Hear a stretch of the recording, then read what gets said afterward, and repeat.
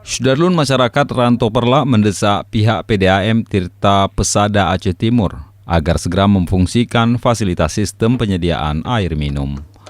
Fasilitas yang dibangun Ditjen Cipta Karya PU tahun 2012 dan 2013 tersebut sudah mangkrak sekitar 6 tahun dengan anggaran sekitar 13 miliar rupiah.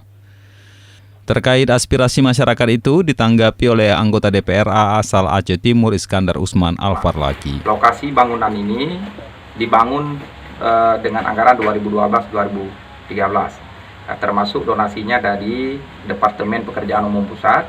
Kemudian kabarnya sudah diserah terimakan ke pihak PAM Aceh Timur. Tetapi selama 6 tahun terakhir ini tidak difungsikan.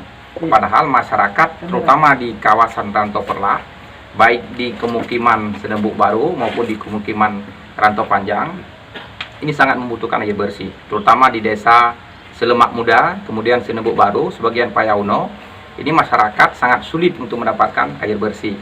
Nah, awalnya ini diproyeksikan jaringan air bersih ini adalah untuk pemenuhan kebutuhan air bersih di pusat pemerintahan DID. Jadi ketinggian lokasi PAM dan saluran air bersih ini 72 meter di atas permukaan laut. Jadi artinya semua proses saluran. Iskandar mengaku akan menyurati pemerintah dan dinas terkait agar fasilitas air bersih itu segera difungsikan. Sementara itu, Direktur PDAM Aceh Timur Iskandar mengatakan kendala fasilitas air bersih itu belum bisa difungsikan karena banyak jaringan pipa utama yang bocor. Namun pihak Balai Prasarana Permukiman Wilayah Aceh telah turun melakukan survei dan telah menganggarkan dana APBN untuk perbaikan jaringan pipa utama pada tahun 2020 mendatang. Dari Idiraye, Sene Hendri, Serambion TV.